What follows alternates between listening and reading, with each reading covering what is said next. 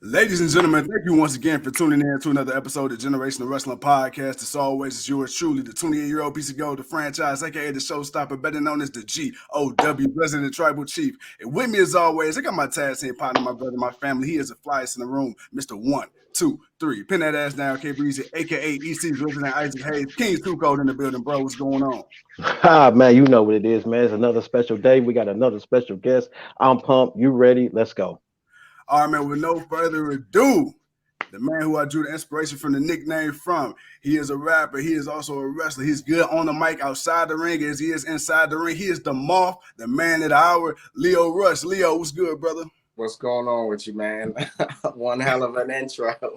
Hey, man, look, hey, I do what I can. It's funny because when you first started using, I think the 26-year-old piece of gold moniker, right? And I heard you. And it's funny, one day, I wasn't at work and my homie right here, he was like, damn, man, because, we got a similar build. And he was like, hey, bro, you ain't tell me you debuted on Monday Night Raw. I'm like, what you mean? And it was a video of you debuting on Monday Night Raw. So ever since then, man, I've been running with the gimmick, brother. That's what's up. Nah, I appreciate it. But no, with that being said, bro, so what we want to do is we want to talk, a little bit of wrestling, a little bit of personal life. Of course, the music. You got the album dropping next week on the 24th. Definitely want to talk to you about that. But first things first, brother, how you doing, man?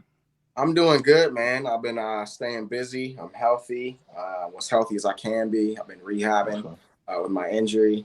But no, I'm good, man. I'm in good spirits. I got a lot of good things going on, like this EP coming out. Just returned to New Japan not too long ago, so things are moving in a pretty positive and good direction. Speaking of New Japan, man, so when you first came to New Japan the first time around, how did that whole thing come about for you? Yeah, that was a crazy time period because that was right in the middle or right in the beginning of the pandemic, and I remember I had like a 5 day loop with MLW, set of some TV tapings, and those were crazy in itself. Wrestling in front of no crowds and trying to get my trying to match the energy in the building with my adrenaline. It was pretty difficult, but I caught the attention of Rocky Romero. I remember he was at those tapings too. And I just, I reached out to him and then I told him that I had an interest in New Japan and that's always been a goal of mine. And I'd love for him to, check out a couple of my matches because I knew that we were going to be seeing each other for a couple of days with these tapings. So I just asked him if he can, check out some of my stuff and hopefully we'd be able to get something popping with New Japan. And by the end of those TV tapings, he had said that he wanted to put me in the Super J Cup out in LA, which was extremely dope, and I was grateful for that. So that's kind of how that opportunity came about, and just ran with it ever since. Stayed loyal to New Japan throughout the pandemic. Built that relationship up, and here we are now. Too cold. Coming from a religious family, how did wrestling and music become those? Well, I can understand music to a certain degree, but how did wrestling become a passion for you? I've just always been a fan. I know it's cliche. This is the number that everybody normally says, but I've been a fan since I was about 4 or 5 years old. Just watching wrestling and locking myself in the bedroom and watching every show that I could broadcast with we didn't have cable, so I didn't get a chance to watch Raw. I was watching SmackDown on UPN. Yeah. So, I was watching SmackDown for a while. I remember my first pay-per-view that I ever watched was ECW's One Night Stand. I remember my first WrestleMania that I watched was Hollywood. And that kind of just, I went on for the journey, man. And I haven't let up since. But my parents have always been super supportive. My dad was an athlete growing up. And he just believed in me, just supported me in anything that I wanted to do. I mean, including my mom. But funny that you bring up, a religious family. My parents were gospel singers. So I grew up in a Christian household. Right. My mom never turned off the radio, Oh, 24/7, all day, all night, just listening to gospel music. Right, right. So, sport, athletics and music has always been a part of my life. So I feel like, this is what I was honestly meant to be doing. Speaking of sports and athletics, man, looking at your InStyle ring, you quick on your feet. Did you play any football, any basketball growing up? I played it all, man. I played football. I stopped playing football when I got to high school just because it kind of ran into amateur wrestling season. So I stopped playing football. I was a huge baseball player. Baseball was my main sport that I played all throughout my life. I played basketball too, but that came to a halt when I realized I wasn't growing anymore. Oh, trust me. Hey, I'm right there with you, bro. I'm right there with you, baby. Hey, God, with the pause button on the growth. Yeah. And, I stuck with amateur wrestling throughout high school, and you know, kind of caught fire to win with that. I never expected that I would, be as good as I was. I just wanted to, learn the basics of amateur wrestling so that when I do eventually make that transition to professional wrestling, I wouldn't be, fucking walking blind. So, yeah, it was. I've always been, involved in athletics ever since I can remember. There hasn't been a year that I haven't played a sport. So, Speaking of, who are the I'm sorry, who are the influences for you in music? Who are those people that you're like, man, once you heard them, you was like, yeah, this is I know this is what I want to do, and and just listening to this person, this is the person that's got me into this. Who is that person for you? I never looked at it that way. Funny Okay. enough, I thought that I was just gonna be an athlete. right. You Okay. know, I with my parents being involved in music, my sisters, they played instruments. I was the only boy, so um, I kind of gravitated more towards sports my whole life. Uh, Okay. I only got into music because my boy Dreddy, a really close friend of mine, basically my brother.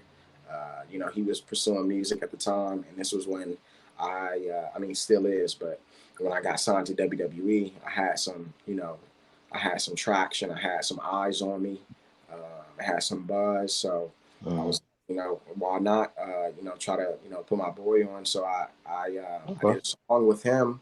We did a music video, put it out called Money Money, um, and my fans liked it. They liked it a lot, and they wanted me to, continue to do it. So, my inspiration for being a music artist, obviously my parents being involved and Mhm. opening that door up to me and kind of, showing me how that world is like, and then being able to help out a friend later on down the road. Kind of grew my love and passion for it because it hit me in a way that I didn't even think it would hit me. Being Mhm. signed to WWE so young and Yeah. being so invested in my character. I was invested in my character, and I didn't know who I was as a person. So, when I had some downtime back in I think 2018, 2019, when I took a little hiatus from Raw, I was just trying to figure it all out, and I started to put pen to paper and go in the booth, and I noticed as I was recording and listening to myself back, I'm like, shit, like I'm kind of I'm basically like figuring out who I am as a person, like why Okay. the way that I'm feeling about certain things, who I am and why I am the way that I am, and my beliefs and everything. So I just kind of like organically fell in love with music because I was figuring out who I was as a person. So I just stuck with it. Let's talk a little bit about you're coming up in wrestling. Your independent days. Ring of Honor and the Combat Zone. What was that like for Lio Rush? Just getting your foot into wrestling and becoming the name that you are. It was a lot of pressure, but it wasn't pressure that I shied away from because I knew that I wanted to be at a certain level by a certain time frame. You know, I dropped out of college. I went to Full Sail University, and eventually ended up, going into professional wrestling school. But I did that, and I told myself, if I don't get signed or if I don't make it within these 4 years, the same amount of time that I would have been in school for, then I was just going to give it up. And I ended up getting signed in 2 years. So I stuck with it. And, at the time it's crazy to see what the wrestling world is now with so many young guys on the scene. Back then I was the only one. I was the only young guy. I was the only one on every card. You know what I mean? Like, and I was, and even if I wasn't the only young guy, I was the only young guy getting put in these big matchups. Right. So there was a lot of pressure. I had a lot of eyes on me. A lot of people were expecting success from me because I had a lot of people in my corner that put me in positions to succeed, and I had to deliver. So, it was cool. That was a fun time, being in CZW, starting off at the Dojo Wars and proving myself, and having these matches and winning over crowds that, one of the hardest crowds in wrestling, being in Philly and the New Jersey area, New York. So, that's how I made my name, is winning over some of the hardest people to win over. And I'm glad that I went that route, though. It was quite the experience. Speaking of making your name, you say make your name in CZW, MLW, New Japan. But one thing I've noticed, we when we talk about WWE a lot, we talk about that transition from NXT to the main roster, right? And it can go either left or right. And with you, you got paired with Bobby Lashley pretty quickly. And for a while, I thought, you were the best thing that really happened to Bobby, because I feel like you gave him that mouthpiece because Bobby wasn't really known as a talker. But at the same time, the more we seen you out there with Bobby, the more we seen you kind of get to do things, even if it wasn't necessarily in the ring. But for you, was there ever plans behind the scenes, maybe for you to have a bigger singles run before obviously the whole release happened on the main roster? There wasn't. First and foremost, that run, definitely one of the most fun times in my career. Although it didn't go, how I planned or how I envisioned it, going. Because what kid grows up, being a fan of wrestling and says, I want to be a manager on Monday Night Raw. Yeah. You know what I mean? So that was kind of a hard pill to swallow for me. Luckily, I was kind of ping-ponging back and forth with 205 and Raw. So I was still able to kind of have that in-ring time. But yeah, that was a little bit of a struggle for me. I know there wasn't any definitive plans as far as a main roster singles push for me specifically. But I do remember times and meetings of it coming up in conversation of me possibly taking the title off of Finn and having like a little back and forth with Bobby for the Intercontinental title, inadvertently winning the title and back and forth with Bobby, which I thought would have been pretty cool and fun, and a nice little side door to the storyline that we had going on. But other than that, there was no real conversation about, all right, we want to focus on Lio. We want to make sure that he's built up this way and packaged this way so that he can have a successful in-ring run. That was never really talked about, unfortunately. Was there obviously did they let you go out there and just talk, like when it's time for you to go out there and you just do you, or was there like a script sort of say or at least guidelines to what they wanted you or direction to where they wanted you to say, or did they just let Lio freestyle like you can? They at first, at first it was pretty frustrating because, you know, I got brought up to Raw because they knew that I could talk. Right. Right. So when I got to Raw, they started, you know, writing some stuff for me. I wouldn't necessarily have said myself, but I am grateful for it because it kind of broke me out of that comfortability level that I had. You know, I needed that. I needed to step out of my comfort zone and say some things that I probably normally wouldn't say. Right. But I needed to like perfect that, because if I could perfect that, then I can, you know, those times when I do go out there and wing it, it'll be that much better. So, you know, I remember in the beginning a little bit, they started writing for me, and then I never forget, it was about 2 episodes of Raw. I think it was like 2 episodes. I had an earpiece. Yeah, I remember. Yeah. And yeah, I got Vince and Michael Cole in my ear telling me what to say. Oh, so it was a real thing? No, that was real. Oh shit. Oh wow. Yeah, that was real. That was real. I'm surprised that you didn't know that was real.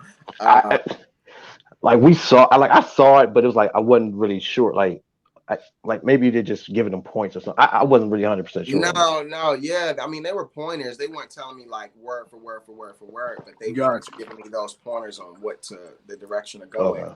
But then after a while, once they realized, like, okay, we can utilize Lio in a different way than managers in the past, they real, you know, they were like, he should start doing some stuff. So that's when you started seeing me flip and do a whole bunch of shit like around the ring and off the apron. Right. There was just no way that I would have been able to do that with the earpiece in my ear and the, you know, the mic in my pocket. So they scrapped that, and I started doing some social media promos, a lot more social media promos, just talking,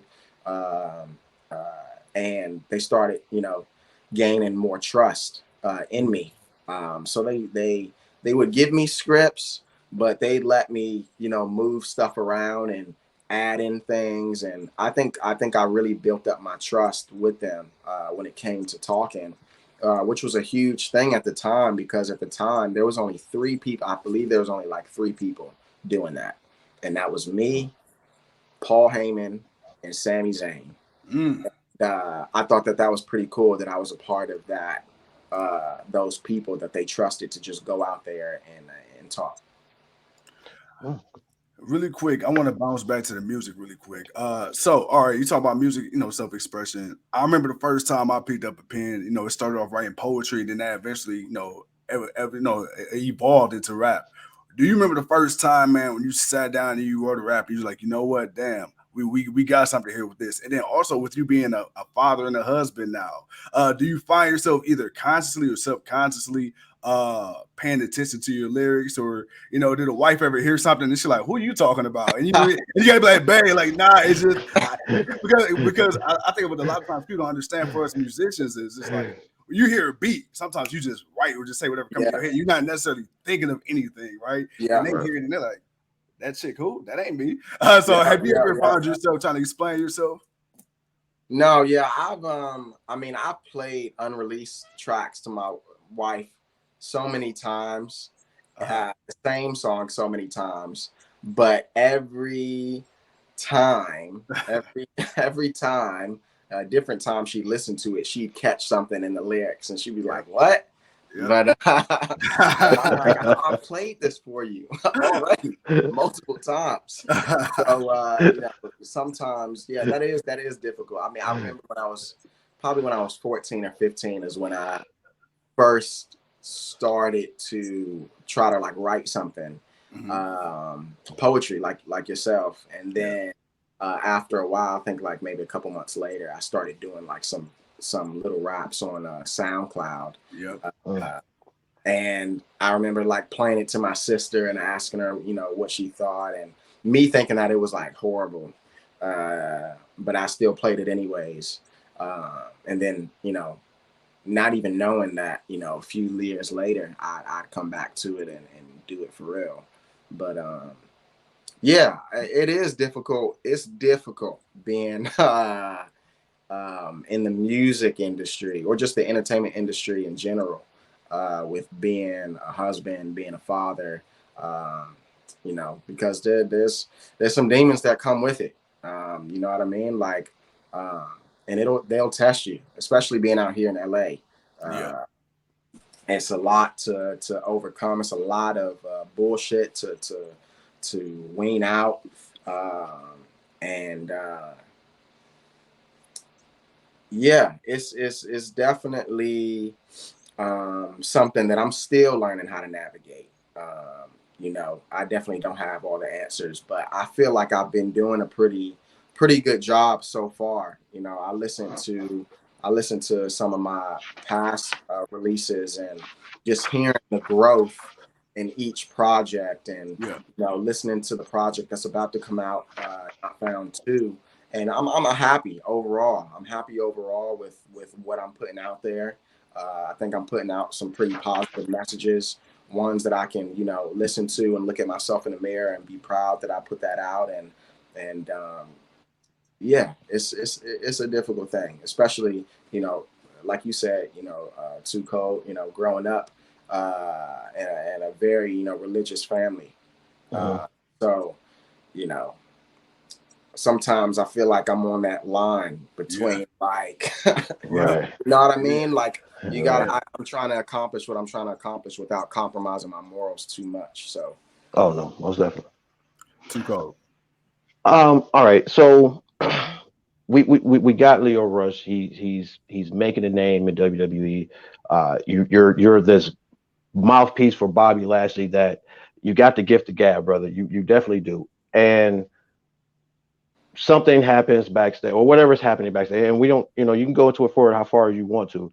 Just kind of just give us an idea of like what kind of happened after that. Like what, you know, if you want to, you know, as far as you want, you know, what transpired to have Leo gone for a while, but then we get you back. And honestly, we get you back where we all wanted to see you, and that's back in the ring, wrestling in NXT and doing what you do best. Which you and Garza, you guys had some great, I loved your matches. But just, you know, just what, you know, what kind of happened? I think it's such a tricky, you know, situation with me having been so new in the company, but doing a lot within the company. I felt like my salary wasn't really matching up with what I was doing. I don't know if you guys ever worked in a restaurant before, or like being a waiter, or being Sort like of, yeah. or being like a bus boy. Yeah. You know, grinding and working hard every day, all day. And then when you see that paycheck, it's like shit. It don't match up with how much work I. You know what I mean? Yeah. So, I feel like a lot of people tend to forget or get confused when they look at me because, you know, physical presence. I'm young. I look young. I look like a kid. Well, back then I looked like a kid, but at the same time, I'm married. I got 2 kids. I got, you know, my own responsibilities as an adult. And I was getting frustrated. I was getting frustrated. I remember looking at my bank account one day and just saying to myself, how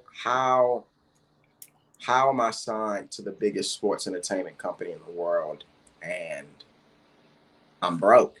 Yeah. You know what I mean? Like, so I had to make a decision, which wasn't an easy decision at all.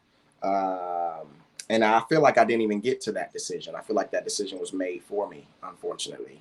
But coming back, I feel like there was a mutual agreement on, you know, what needed to happen in order, you know, to make me happy, in order to make me, you know, feel comfortable with, you know, getting back out there and being a part of the company. And you know, during that time, I accomplished some pretty cool things. You know, things that I didn't even think that I would. Um, you know, I didn't think it can get, you know, higher than, you know, Monday Night Raw and, you know, doing this stuff with Bobby and coming out with him at WrestleMania And then when I disappeared, you know, I never thought that I would see the inside of a wrestling arena again. I never thought that I would walk down that ramp again. Felt like a dream. Then out of nowhere, you know, I'm back on the scene. I'm a cruiserweight champion. I'm invading SmackDown on top of a tank with DX. You know, I'm doing so many dope things that that I never thought that I'd do. So it was a tricky situation, but definitely one that I feel like I needed to go. I needed that to happen in order to know what I know now, in order to you know, grow and become the, you know, businessman that I am now. And yeah, I don't regret that time period for a single second. You said something that kind of sparked another question for me. You said you looked at your bank account and you wondered how can you be signed to the biggest company and not be making more. We had two people who left the company because of creative differences, and Sasha Banks and Naomi.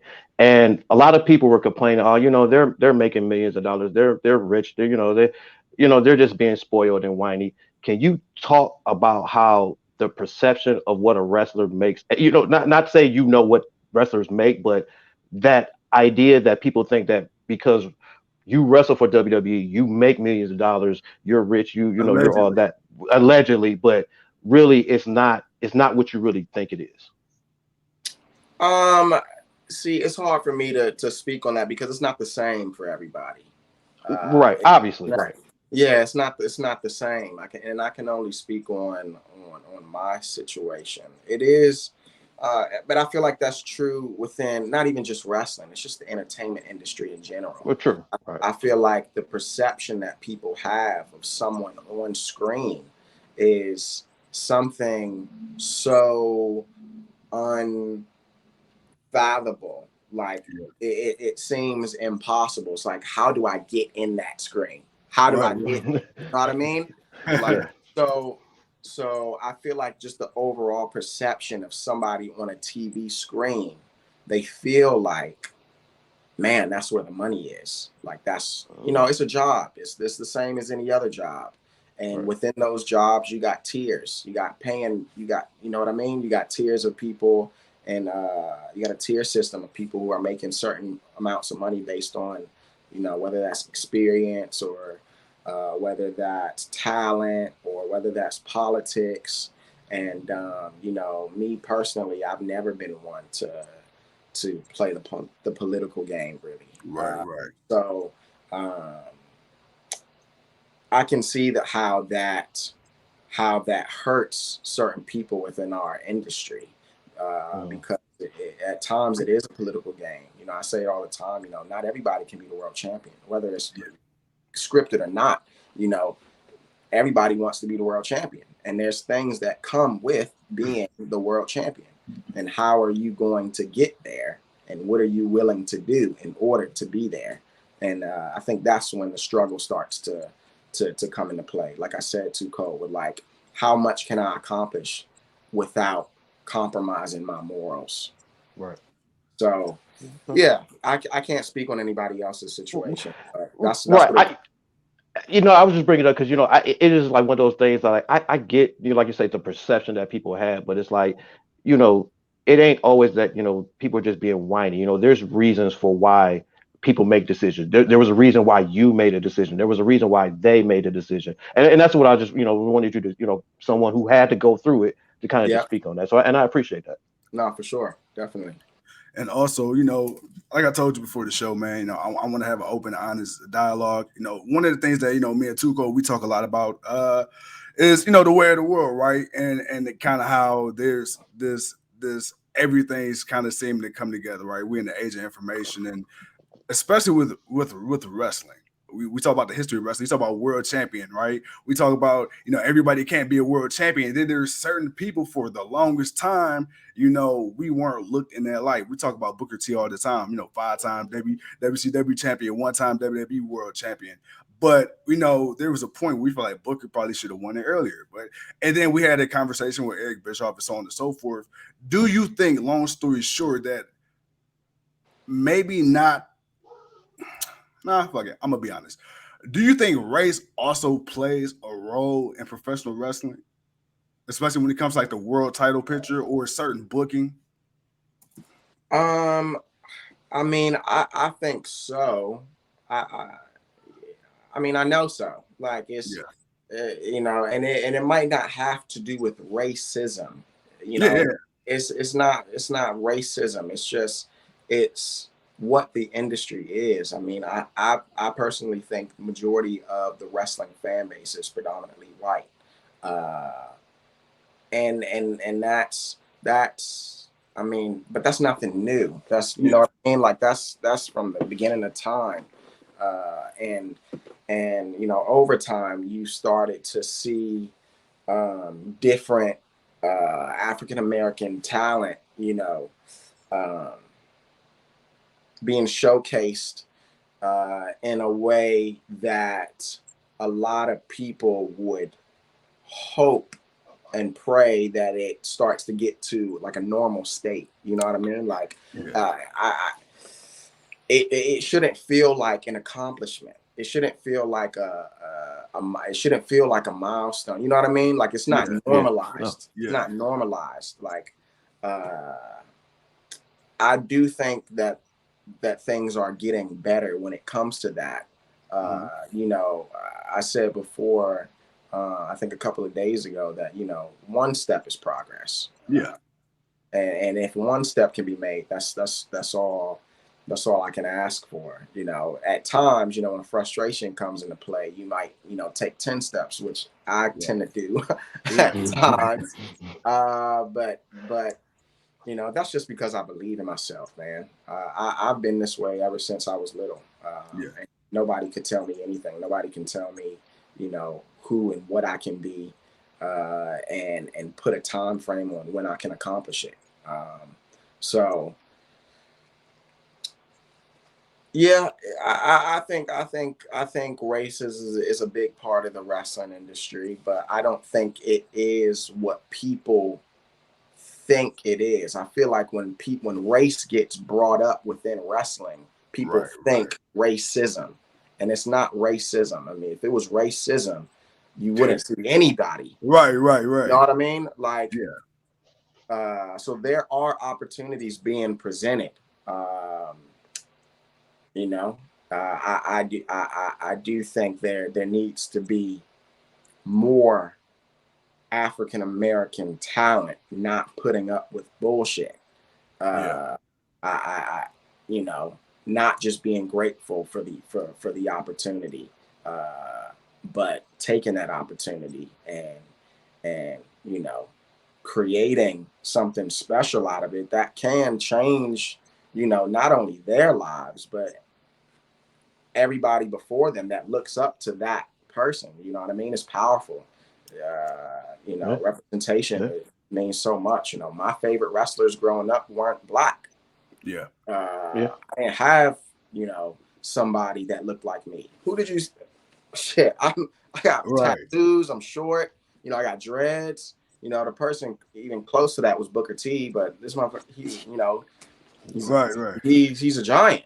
You know Yeah. what I mean? Like you got Yeah, Kofi Kingston, but he's not within that 18 to 24, you know, demographic. You know what I mean? Like Right. right, right. feel like I touch a different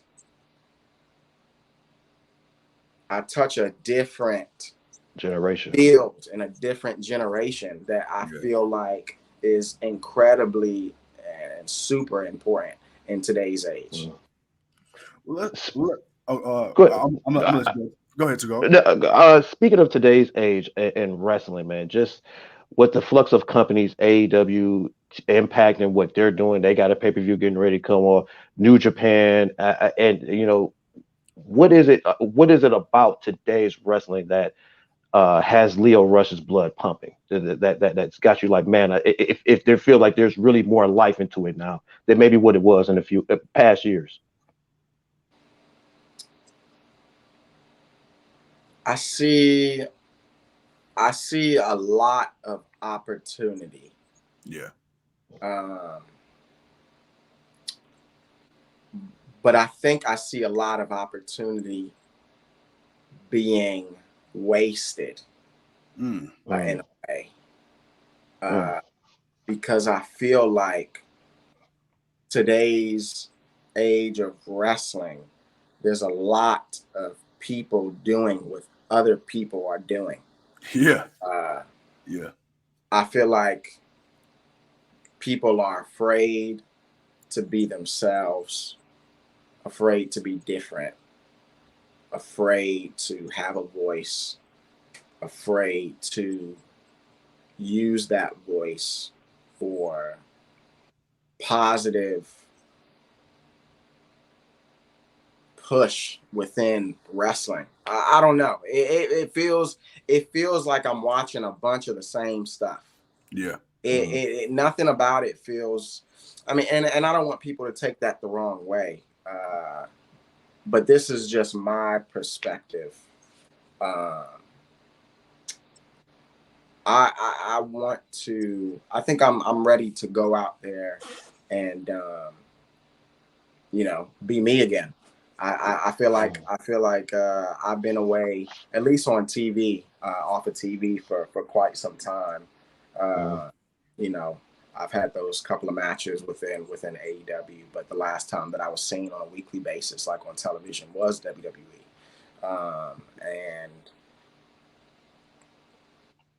I still feel like I can. I feel like I've done a lot for wrestling, and I didn't see that at first. But I do think that I've contributed something within wrestling that has changed the trajectory. Like I said, I'm not the only young guy in the wrestling industry, but I do think I lit a fire underneath a lot of young guys' asses in order to do what they are doing now. And I still think to this day that I can accomplish a lot. I can change, not only I feel like I can change the world. Yeah. And I've always felt like that. I feel like self-belief is the greatest superpower ever. And that's what's gotten me to the point that I'm at in my life. So, I want to go out there. I want to continue to raise the bar. I want to continue to push the, I want to see how much I can get away with. I like the tension. You know what I mean? That's what drives me. I like raising the bar. I like, pushing the envelope. I like, rubbing shoulders up against people who say certain things can't be accomplished by certain people. And I like going out there and doing that. Respect. So, yeah, I miss it overall. It's a feeling that I can't really quite explain all that much, but I'm ready to be out there. I'm ready to be back out there for sure. That's no problem. You can show it in the ring. We'll definitely sit back and watch and enjoy it. So I will be looking forward to it. Appreciate it. And speaking of you mentioned your few matches at AEW. I'm not gonna get too into that whole situation. But speaking of believing in yourself, somebody that spoke up for themselves and what they felt about the company or just wrestling in general, I should say, was Big Swole, and you came to her defense, and then you said you and Tony, you two guys end up having a conversation after that. Can you honestly, at this point, maybe somewhere down the line, eventually seeing yourself working with Tony or AEW again in the near future, maybe? Or do you think right now that chapter is closed on your end? I don't think anything is ever closed. Nothing is ever closed. Nothing. I feel like I've made the best out of the opportunity that I was presented, while staying true to myself. And that's honestly what's most important to me. That's what's most important to me. I can't hop on a plane and go all over the country and not be myself. Right. I can't live this. I can't live this kind of double personality lifestyle. Right. I don't have the energy for it anymore. Yeah, you know what I mean? Like there's things in my life that mean a little more to me. That's closer to the surface than, you know, doing something that I don't feel comfortable with for a paycheck. It's, you know, that's one bag out of a million. You feel me? Like I'm not tripping over it, but I do think one day it'll be inevitable. I think it's inevitable for me to cross paths with Tony again. I mean, look at what New Japan is doing with Right. W right now. Yeah. And even with my departure, there was no bad blood. I mean, the situation was what it was, and we parted ways. But I don't think that door is closed, at least from you know what I know. I don't know how they feel on the other end, and I'm not worried about how they feel on the other end. I'm doing me, and when that time comes, it comes, and if it doesn't come, it's not meant to be. All right, Leo, man, I want to liven things up a little bit. Let's get back to this before we close this out. All right, man, let's talk about the music. Next week, June 24th. June 24th. Not Found 2, man, it drops. Leo, man, talk to his brother. How long you been working on it? Do you got any special features on it? Do you got any dream collabs you looking forward on working on, man? Plug the music, brother. Talk to us about it. Yes, sir. So I've been working. I mean, it's crazy because I feel I have been working on this project for a year. This is the most time I've ever spent on a project. You know, listening back to it, you know, making changes, switching beats, edit, you know, altering things. I mean, I think just the stakes are a little bit higher with this release. You know, I just got signed to a label with a major, you know, distribution deal with Virgin and UMG. So. Congrats. Like I said, the stakes are high, and I feel like I needed to put in this time to put out something that I feel comfortable with and happy with, being my first official, you know, label, you know, EP release. So I'm excited. I'm excited for it. I definitely think that this one is better than Not Found One. And I'm looking forward to people, you know, listening to it and vibing with it, and hopefully, you know, that leads to more things in my future when it comes to performing live. I definitely want to take my music on the road, and that's something that's currently being worked on right now. So I'm looking forward to it. Speaking of your music, man, I was doing a deep dive through your music, and two of the songs I really rock with really heavily, man. The Best Thing got remixed with Wrestling Flow. That's my shit. I ain't gonna lie to you. And then of course you got about More Than That. That's also, you know, me, man. That's a whole different wave, a whole different vibe I didn't expect from you. And to hear, I'm like, damn, man, okay, cool. So you definitely have a very eclectic style. So I just want to let you know, man, I'm rocking with you. I'm rocking with the music. Too cold, man. Go ahead and do your thing. I had to tell my boy, man, I'm rocking with him. No, man, no. I gotta, you know, do that, man. But Leo, what else has Leo's attention, man? What else do you got going on, you know, besides the music and the wrestling? Is there anything else that you like, man? You know what? I want to dabble in this. This is what I want to get into next. I like that question. I really am looking forward to stepping foot in the fashion industry. Okay. I love clothes. I love fashion. I love. I seen the IG, man. You got drip, brother. Appreciate it. Yeah. So that's something that I'm definitely looking forward to. You know, no rush and no pun intended, but you know, that's definitely something that it feels like it makes sense. It feels like that's the next step, anyways. You know, with the culture within music and wrestling. I mean, you're starting to see like the wrestlers kind of dabble more into like the fashion world. Yeah. So I think it's something that makes sense, and definitely one that I get excited, you know, thinking about you know, doing things on the fashion scene. Okay. Go ahead, Zuko. I kind of got a silly question to ask. Whose idea was it, man, for you to start talking about Bobby Lashley's glutes? I wanted to ask it earlier, but you was going to such a good conversation. I didn't want to bother it. It was just like, man, when answer to this question. You already know the answer to Was this. it Ben? Wasn't me. I just wanted that for the record, man, because I was like, man, like my dude is out here. He can say everything. It's like, why are we focusing on this, man? Bobby's fat, man. We know this, but man, why they got my boy out here doing that? I just wanted to ask that. I had to get that out there, man. I'm sorry, man. No, it's all good. It's all good. Oh man. Yeah. Well, Lio, brother, thank you again for joining us. Really quick before we get off of here, man. Again, tell everybody where they can find the new music, your social medias, where can they find you, plug it all in. Yes, please. Yeah, you can find me on my social media platforms on Twitter and IG at I am Lio Rush. And if you want to find my music, you want a one page for everything, you can head on over to LioRush.com where you can find all of my social media handles. You can find, all of my music on all streaming platforms. Awesome. And anything that I have coming up as far as updates and things that I'm currently working on. So yeah, LioRush.com.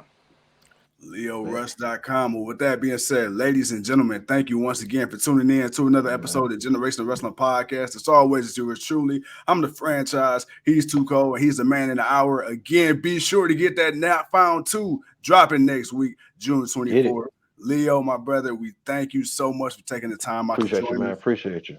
Appreciate y'all. Thank you for having me on. Absolutely. And for the people, man, we'll see you when we see you. Peace. Yes, sir.